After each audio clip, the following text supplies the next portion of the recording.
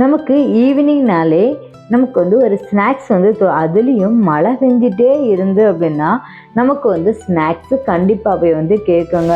Evening வந்து மழை சாரல் விழும்போது அப்படியே ஒரு ஸ்வீட்டோடையும் அப்படியே ஒரு காரத்தோடையும் நம்ம சாப்பிடும்போது அந்த அளவுக்கு வந்து நமக்கு இதமாக இருக்குங்க. அந்த இதுக்காக தான் இன்றைக்கி வந்து நான் என்ன செய்திருக்கேன் அப்படின்னா மைசூர் போண்டா வந்து செஞ்சுருக்கிறேன். இந்த மைசூர் போண்டாவை நம்ம சாப்பிடும்போது அந்த காஃபியுடைய ஸ்வீட்டும் அதே நேரத்தில் அந்த காரத்தினுடைய கார சட்னியும் அந்த போண்டாவையும் நம்ம தொட்டு சாப்பிடும்போது அந்த அளவு வந்து டேஸ்ட்டாக இருக்குங்க. இந்த போண்டா வந்து செய்கிறது சிம்பிளாகவே நம்ம வீட்டில் வந்து செஞ்சு கொடுத்துடலாம். டக்குன்னு நம்முடைய பசங்க வந்து கேட்டாங்க அப்படின்னா ஒரு 10 நிமிஷத்துலேயே வந்து நம்ம செஞ்சிடலாம். நம்ம மாவு பிசைஞ்சு வைக்கிற நேரத்துலேயே சட்னியும் வந்து நம்ம ரெடி பண்ணிடலாம். சட்னி வச்சு முடித்ததுமே நம்ம வந்து போண்டாவை நம்ம சட்னி வச்சு முடித்ததுமே ஆயில் வந்து சூடு பண்ண வச்சிட்டோம் அப்படின்னா உடனே வந்து நம்ம வந்து ஆயில் சூடானதுமே வந்து இந்த போண்டாவை நம்ம போட்டு எடுத்துடலாங்க. சட்னியும் ரெடி ஆயிரும், போண்டாவும் சட்னி வந்து ரெடி ஆயிரும். நம்ம ஸ்நாக்ஸை இந்த போண்டா செய்கிறதுக்கு நம்ம என்னெல்லாம் எடுத்துருக்கோம் அப்படின்னா மைதா, தயிர், ஜீரகம், கறிவேப்பிலை, soda, sugar, salt, garlic, dry chilli, coriander leaves, tomato, tamarind. Hi friends, welcome to MMSK Vlogs. இன்றைக்கி நம்ம வீடியோவில் என்ன பார்க்குறோம் அப்படின்னா மைசூர் போண்டா வந்து எப்படி செய்யலாங்கிறதா நம்ம பார்க்க போகிறோம். மழை நேரத்தில் வந்து நம்ம ஈவினிங்கில் வந்து ஒரு காஃபி குடிச்சிட்டு அதை வந்து சாப்பிட்டுட்டு நம்ம வந்து ஈவினிங் ஸ்நாக்ஸாகவே வந்து எடுத்துக்கலாம். அதே நேரத்தில் நம்முடைய குட்டி பசங்களுக்கு வந்து ஈவினிங் 4 o'clock ஆனாலே அம்மா ஏதாவது ஸ்நாக்ஸ் வேணும் அப்படின்னு சொல்லுவாங்க. அந்த ஸ்நாக்ஸ் வந்து நம்ம வீட்டிலே நம்ம பசங்களுக்கு வந்து டேஸ்ட்டாகவும் செஞ்சு கொடுக்கலாம், ஹெல்த்தியாகவும் வந்து செஞ்சு கொடுக்கலாம். இந்த மைசூர் போண்டாவை நம்ம எதில் தான் வந்து செய்ய போகிறோம் அப்படின்னா இன்றைக்கி எடுத்துருக்கிற இன்க்ரீடியன்ட்ஸ் வந்து பார்த்தோம் அப்படின்னா மைதா தான் மெயின் இன்க்ரீடியன்ட்ஸ். இந்த மைதாவில் தான் நம்ம செய்ய போகிறோம். இந்த மைதா வந்து செய்கிறதுக்கு முன்னாடி இதுக்குள்ள வந்து நம்ம செய்கிறது முக்கியமாக வந்து தயிர். இதுக்கு வந்து காம்பினேஷனாக நம்ம தயிர் எடுத்துருக்குறோம். இந்த தயிரிலே வந்து நம்ம செய்யும்போது இது எல்லாமே வந்து ரெக்கவர் ஆயிரும். ஃபஸ்ட்டு வந்து நம்ம என்ன செய்கிறோம் அப்படின்னா தயிரை வந்து நம்ம ஒரு கொட்டிக்கலாம். தயிர் நம்ம எடுத்தாச்சு. இது கூடவே கொஞ்சம் வந்து ஜீரகம் வந்து ரொம்ப வேண்டாம், கொஞ்சம் போதும். அதுக்கப்புறம் வந்து 1 ஸ்பூன் வந்து சர்க்கரை வந்து 1/4 ஸ்பூன் வந்து போதும். ஏன்னா நான் அன்றைக்கி 1/4 கிலோ மைதா தான் எடுத்துருக்கிறேன். ஆனால் 1/4 கிலோ சர்க்கரை. சால்ட்டு வந்து தேவையான அளவு நம்ம எடுத்துக்கலாம். இது கூடவே வந்து கறிவேப்பிலை வந்து நம்ம தேவையான அளவு வந்து எடுத்துக்கலாம். அது கூட ஒரு பிஞ்ச் வந்து ஆப்பம் சோடா,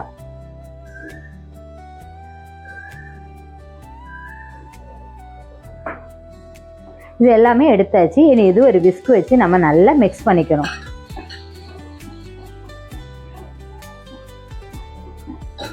ஏன்னா இதில் இருக்கக்கூடிய தயிர், சர்க்கரை, சால்ட்டு, ஆப்பம் சோடா இது எல்லாமே வந்து இதில் மிக்ஸ் ஆகணும். இது இந்த ஜீரகம் நம்ம போடுறோம்ல, அந்த ஜீரகம் வந்து எதுக்காக போடுறோம் அப்படின்னா நமக்கு வந்து நெஞ்சு எரிச்சல் எல்லாம் இல்லாமல் இருக்கிறதுக்காக தான் இந்த ஜீரகம் வந்து நம்ம சேர்க்குறோம். இது வந்து நம்ம நல்லா மிக்ஸ் பண்ணிக்கணும். ஏன்னா இந்த தயிரிலே தான் நம்ம வந்து இந்த மாவை வந்து மிக்ஸ் பண்ண போகிறோம்.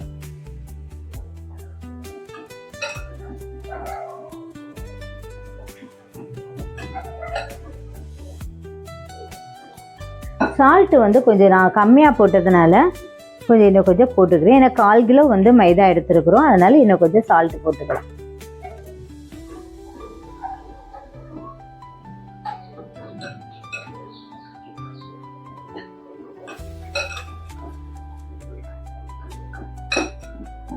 இது நல்லா மிக்ஸ் பண்ணணும். போதும், இந்த அளவுக்கு மிக்ஸ் பண்ணால் போதும். மிக்ஸ் பண்ணிவிட்டு நம்ம வந்து மைதா மாவை வந்து நம்ம சேர்த்துடலாம். மைதா மாவு சேர்க்கும் போது நம்ம தேவையான அளவு மைதா வந்து சேர்த்துக்கலாம். எவ்வளோ வேணுமோ அதுக்கேற்ற மாதிரி சேர்த்துக்கலாம்.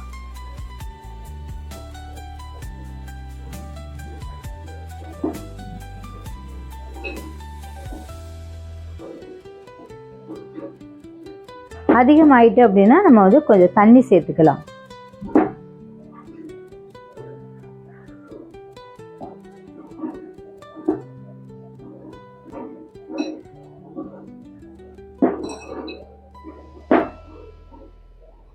நல்லா பிசைஞ்சிக்கணும்.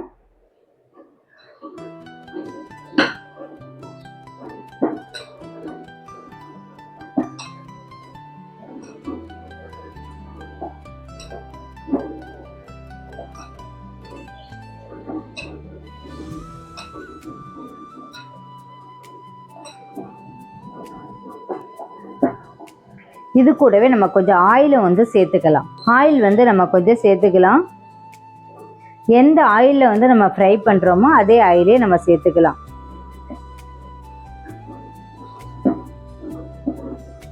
எனக்கு இதுவே வந்து போதுமானது தான். ஏன்னா இது போண்டாவுக்கு கரெக்டாக இருக்கும்.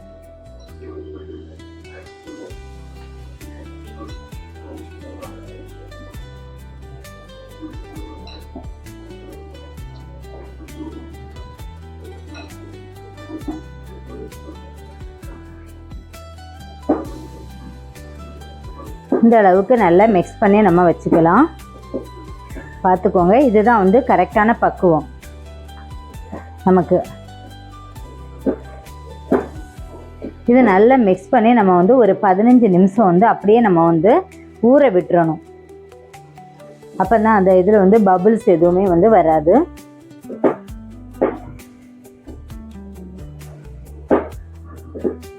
பார்த்தீங்களா? இதான் கரெக்டான பக்குவம். நம்ம வந்து எடுத்து போடுறதுக்கு வந்து கரெக்டாக இருக்கும். நம்ம ஒரு பவுலில் தண்ணி வச்சுட்டு லைட்டாக முக்கிட்டு நம்ம எடுத்து போட்டோம்னா கரெக்டான பக்குவமாக இருக்கும்.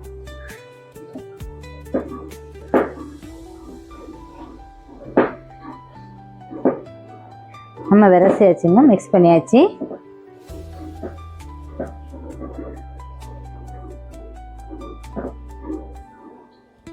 இது ஒரு 15 நிமிஷம் ஊறட்டும். மூடி போட்டு வச்சிடலாம். இது அப்படியே நம்ம வந்து 15 போண்டாவை வந்து தொட்டுக்கிறதுக்கு வந்து ஒரு சட்னி வேணும். அதுக்காக தான் என்னெல்லாம் எடுத்திருக்கேன் அப்படின்னா, ஒரு 100 கிராம் வந்து தக்காளி, காரத்துக்கு வந்து 7 வந்து காஞ்ச மிளகாய், கொஞ்சம் வந்து ஒரு கைப்பிடி வந்து கொத்தமல்லியில், ஒரு சின்ன நெல்லிக்காய் அந்த சைஸுக்கு வந்து புளி, அது கூடவே வந்து ஒரு 25 கிராம் பூண்டு. இது இந்த 5 தாங்க. 1 2 3 4 5 இந்த இதில் ஒரு கார சட்னி. நம்ம இப்போ இந்த சட்னிக்கு தேவையான அளவு எண்ணெய் வந்து ஊற்றிக்கலாம். ஏன்னா இது கொஞ்சம் எண்ணெயில் தான் வந்து நமக்கு இந்த பூண்டு வந்து வேகணும். எண்ணெய் சூடாயிடுச்சு, நம்ம பூண்டை சேர்த்துடலாம்.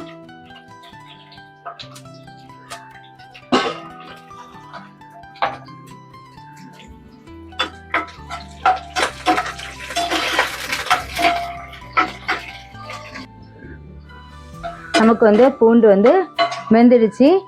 இந்த டைமில் வந்து நம்ம மிளகாவை வந்து சேர்த்துக்கலாம். மிளகாய் வந்து பொன்னிறமாக வரணுங்க. ஆயிலில் அந்த மாதிரி பொண்ணை சேர்த்துக்கலாம்.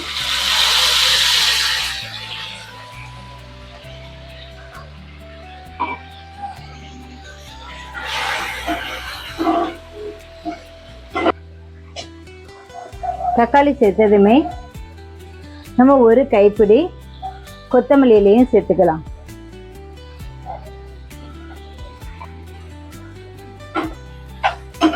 இது கூட ஒரு சின்ன நெல்லிக்காய் அளவு வந்து புளி நம்ம சேர்த்துருக்கிறோம்.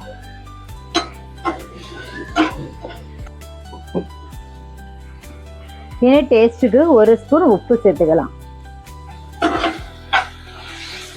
நமக்கு வந்து சட்னிக்கு எல்லாமே ரெடி ஆயிடுச்சு. இனி இதுக்கு தேவையான ஆயில் வந்து கொஞ்சம் தண்ணி வந்து சேர்த்துக்கலாம். வந்து சட்னி வந்து செஞ்சாச்சு. இந்த போண்டாவுக்கும் இந்த தக்காளி சட்னிக்கும் அதே நேரத்தில் வந்து அந்த கருப்பட்டி காஃபிக்கும் காம்பினேஷன், அந்த ஈவினிங் நேரம் மழை பெய்யுது அப்படின்னா அந்த ஸ்நாக்ஸு சாப்பிடும்போது ரொம்பவே நல்லா இருக்குங்க. என் பசங்கள்கிட்ட கொடுக்குறேன்.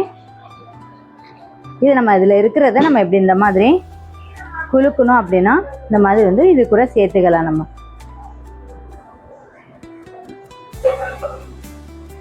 சட்னி ரெடி ஆயிடுச்சுங்க.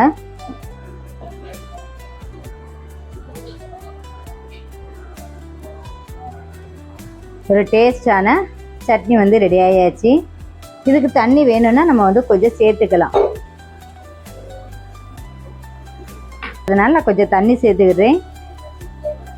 இது தண்ணி கரெக்டாகவே இருக்கும் நமக்கு.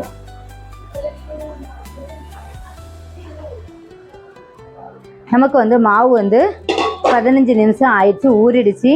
நல்லா கொஞ்சம் இந்த மாதிரி போட்டு எடுத்துடலாம். அது உருண்டையாகவே நமக்கு வந்துடும். நமக்கு கையில் ஒட்டுறது மாதிரி இருந்ததுன்னா லைட்டாக வந்து நம்ம தண்ணி தொட்டுக்கலாம். இது ஆயில் வந்து நம்ம வந்து ஃப்ளேம் வந்து கம்மியாக தான் வைக்கணும், அதிகமாக வச்சிடக்கூடாது.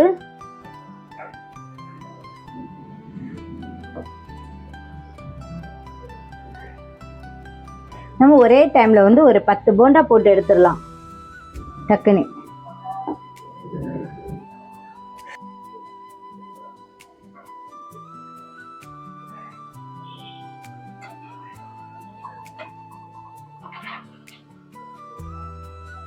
இது நம்ம மிதமான சூட்டில் தான்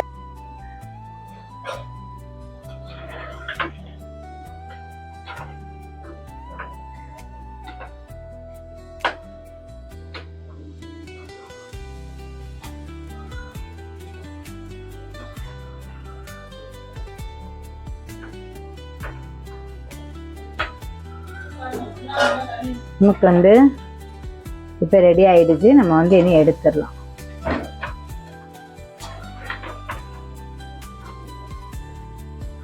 நம்ம ரொம்பவே வந்து சாப்பிட்டா ரொம்பவே வந்து அட்டகாசமாகவே இருந்துங்க. உள்ளே எல்லாம் வந்து பார்த்தோம் அப்படின்னா அவ்வளவு சாஃப்டாக பஞ்சு மாதிரி இந்த பார்த்தீங்களா எவ்வளவு அழகாக இருக்குங்கிறத.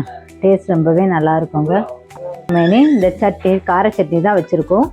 அது கூடவே நம்ம வந்து டேஸ்ட் பண்ணி வந்து பார்த்துடலாம் எப்படி இருக்குன்னு.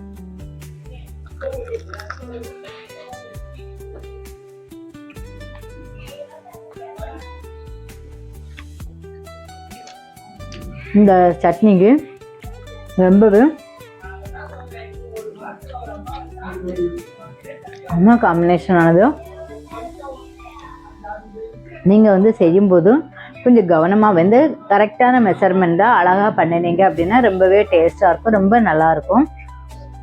ஈவினிங் வந்து ஸ்நாக்ஸுக்கு வந்து பசங்களுக்கெல்லாம் நீங்கள் செஞ்சு கொடுத்தீங்க அப்படின்னா ஒன்று கூட வந்து மிச்சம் வராது, எல்லாமே காலியாகிடும். ரொம்பவே வந்து ரொம்பவே டேஸ்ட்டாக இருக்குது. மிச்சம் வைக்கிறதுக்கு தோணலை.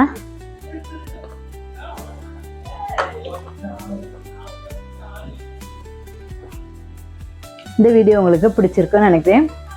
பிடிச்சிருந்தா லைக் பண்ணுங்கள், ஷேர் பண்ணுங்கள், சப்ஸ்கிரைப் பண்ணுங்கள், பக்கத்தில் இருக்க பெல் ஐக்கானை கிளிக் பண்ணுங்கள். நம்ம இன்னொரு நல்ல வீடியோவில் மீட் பண்ணலாம். தேங்க்ஸ் ஃபார் வாட்சிங். பாய்.